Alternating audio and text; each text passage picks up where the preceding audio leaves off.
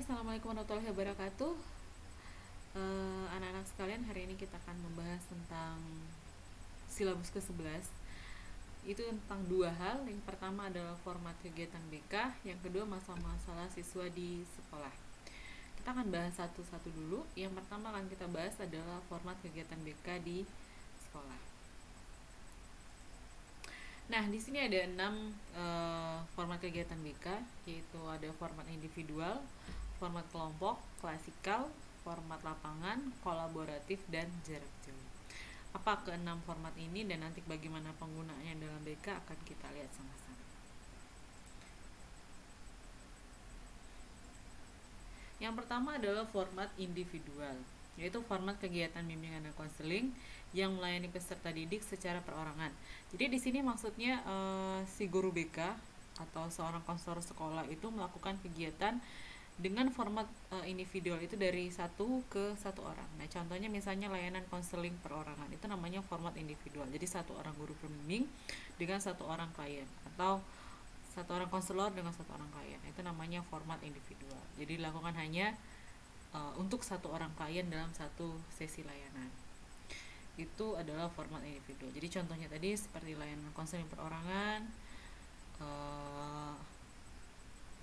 layanan informasi pun bisa kalau memang itu diberikan secara individual terhadap orang itu langsung gitu. Jadi tidak dalam bentuk klasikal gitu ya. Kemudian kita akan lihat yang kedua, ada namanya format kelompok. Itu format kegiatan bimbingan dan konseling yang melayani sejumlah peserta didik melalui suasana dinamika kelompok.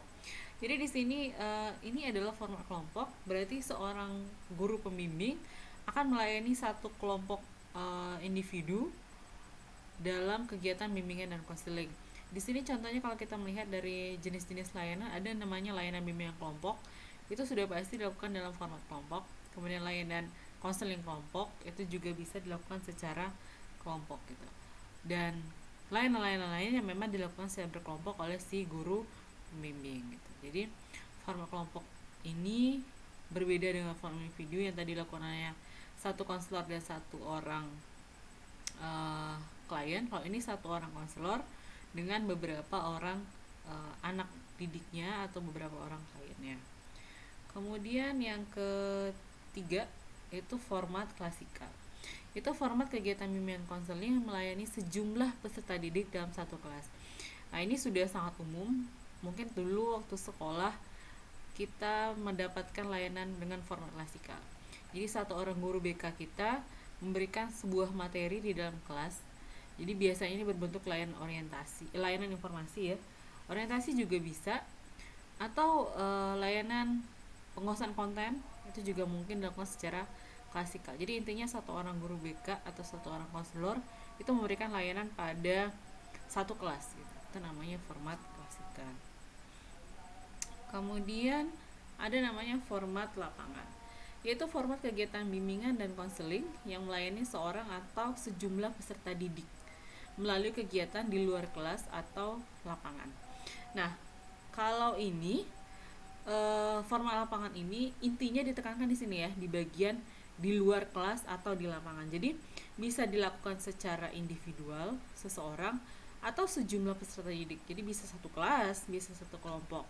Apa contohnya? Misalnya layanan orientasi. Seorang guru BK atau seorang konselor atau seorang guru pembimbing mengajak sekelompok siswa atau sekelompok kliennya untuk misalnya mengenalkan apa itu UNIP. Nah, jadi si siswa dibawa ke UNIP. Nah, itu namanya format lapangan. Dia berada di luar kelas. Atau kalau contoh lainnya misalnya membawa anak ke museum gitu ya, membawa anak studi tour, itu dalam bentuk format lapangan. Jadi tidak di kelas dilakukan, tapi di suatu tempat yang tidak mesti lapangan juga, tapi bisa di sebuah ruangan yang, tapi ini bukan kelas gitu ya. Sekali lagi ini bukan kelas. Konteksnya bukan berada di kelas anak-anak tersebut gitu. Itu namanya format lapangan. Yang kemudian ada namanya format kolaboratif, yaitu memerankan pihak-pihak di luar subjek yang dilayani konselor dengan harapan pihak-pihak yang dimaksudkan dapat memfasilitasi pengembangan case dan penanganan case subjek yang dilayani. Nah, kadang-kadang konselor itu tidak bisa menyelesaikan permasalahan atau membantu siswa itu butuh bantuan orang lain di luar mereka berdua, di luar antara konselor dan klien. Nah, kalau di sini kita namakan kolaboratif. Jadi kita minta bantuan dari pihak luar untuk membantu menyelesaikan. Case itu adalah kehidupan efektif sehari-hari. Sementara case itu adalah kehidupan efektif sehari-hari yang terganggu. Jadi maksudnya kalau seseorang ada masalah, biasanya dia tidak case. Kita menyebutnya dia mengalami case. Berarti dia kehidupannya sedang ada yang terganggu. Nah, menjadi tidak efektif, menjadi tidak bisa tidur, malas makan, itu adalah case, tidak konsentrasi. Itu biasa karena ada sebuah masalah. Nah, kadang-kadang tidak bisa si konselor menyelesaikan itu sendirian. Dia butuh bantuan sehingga dia butuh berkolaborasi dengan orang lain. Misalnya kalau di layanan, kita contohkan layanan konsultasi. Itu adalah contoh format kolaboratif. Di dalam layanan konsultasi yang sudah kita bahas beberapa minggu lalu, di sana ada klien, ada konselor, dan juga ada yang namanya konsulti. Nah, konsulti ini yang disebut berkolaborasi dengan si konselor, gitu ya. Kemudian format jarak jauh diselenggarakan dengan menggunakan sarana komunikasi jarak jauh. Nah, sebenarnya ini contoh format jarak jauh ini sangat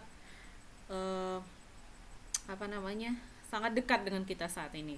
Kita lihat bahwa begitu banyak sekarang dibuka konseling online, konseling via WhatsApp gitu, konseling menggunakan video call dan berbagai macam media lainnya terkait dengan sekarang kita tidak boleh saling berdekatan.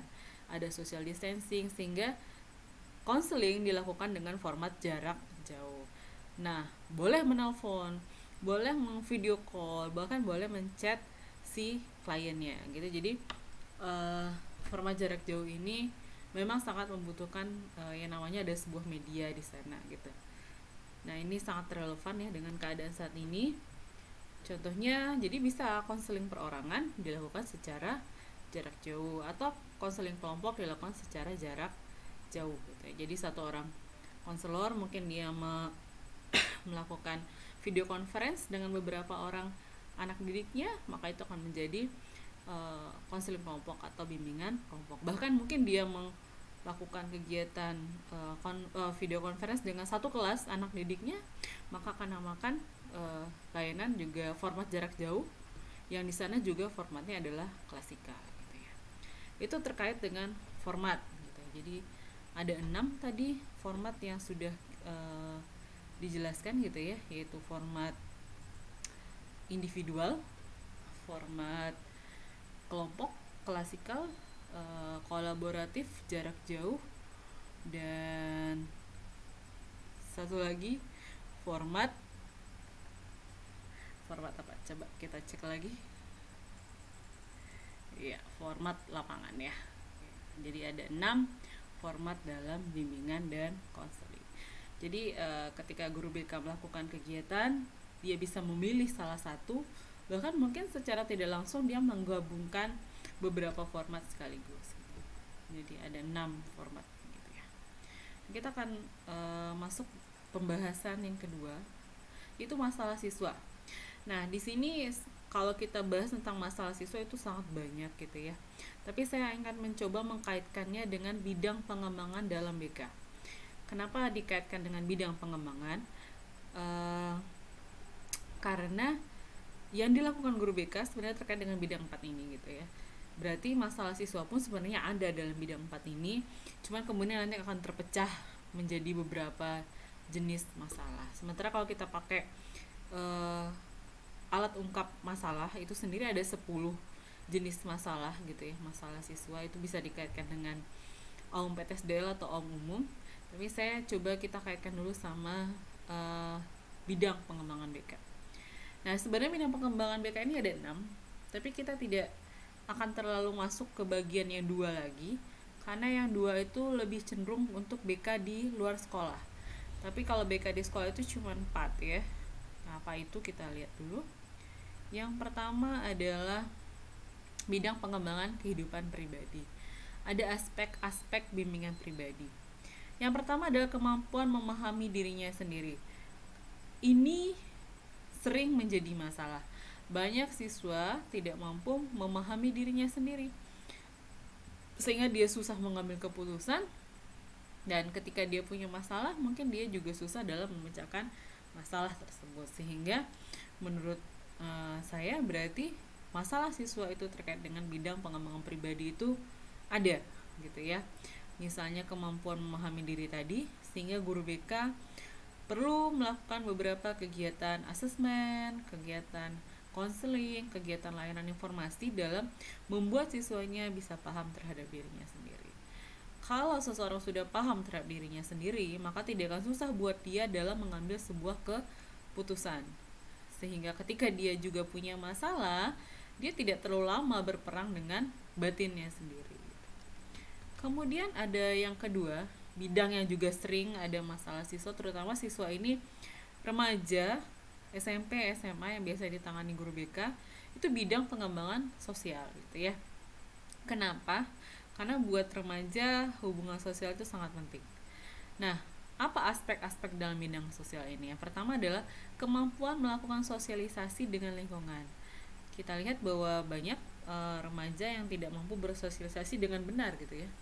Jadi dia salah memilih lingkungan, salah memilih pergaulan gitu ya, sehingga hubungan sosialnya yang dia bina mungkin tidak tepat gitu. Kedua, kemampuan melakukan adaptasi. Tidak hanya mungkin salah melakukan sosialisasi, tapi juga tidak mampu melakukan adaptasi. Banyak perubahan yang terjadi dalam diri anak-anak, dalam diri remaja yang mungkin akan menimbulkan masalah tadi, baik dari segi fisik, kemudian segi mental itu berubah karena terjadi perkembangan gitu ya. Kita akan belajar di psikologi perkembangan remaja. Nah, di situ terjadi perkembangan dan dia butuh adaptasi untuk itu gitu. Nah, tapi sering masalah terjadi ketika anak tidak mampu beradaptasi. Yang ketiga, kemampuan melakukan hubungan sosial dengan lingkungan keluarga, sekolah, dan masyarakat. Kita tidak mau menjudge bahwa remaja adalah orang yang punya banyak masalah, tapi tidak bisa dipungkiri bahwa memang terjadi masalah antara remaja dengan keluarga, remaja dengan sekolah, dan remaja dengan masyarakat. Sehingga masalah inilah yang akan perlu ditangani oleh guru BK. Jadi masalah dalam bidang pengembangan sosial kurang lebih akan mendekati tiga hal ini gitu ya. Kemudian ada bidang bimbingan belajar. Nah, kalau ini lebih ke bagaimana siswa itu jangan sampai salah pilih jurusan, jangan sampai salah cara dalam belajar, jangan sampai dia tidak punya perencanaan pendidikan, sehingga kalau ini tidak tercapai maka akan terjadi masalah gitu ya. Ketika dia tidak kenal dengan jurusan yang dia ambil, dia tidak tahu cara belajar yang efektif, tidak tahu cara mencatat, tidak tahu cara merangkum, itu semua menjadi masalah gitu ya. Dan dia juga tidak punya perencanaan pendidikan, dia tidak tahu setelah tamat SMA mau kemana, setelah tamat SMP mau ke SMK kah, atau saya mau ke madrasah gitu. Itu adalah masalah. Maka guru BK jangan sampai membiarkan siswa mengalami masalah. Yang keempat, ini yang terakhir dalam bidang pengembangan yang ada di sekolah, itu bidang pengembangan bidang bimbingan karir. Nah, sehingga ada aspek-aspeknya. Yang pertama, pemahaman terhadap dunia kerja. Yang kedua, perencanaan dan pemilihan karir, penyediaan berbagai program studi yang berorientasi karir, nilai-nilai kehidupan, cita-cita, dan minat terhadap karir.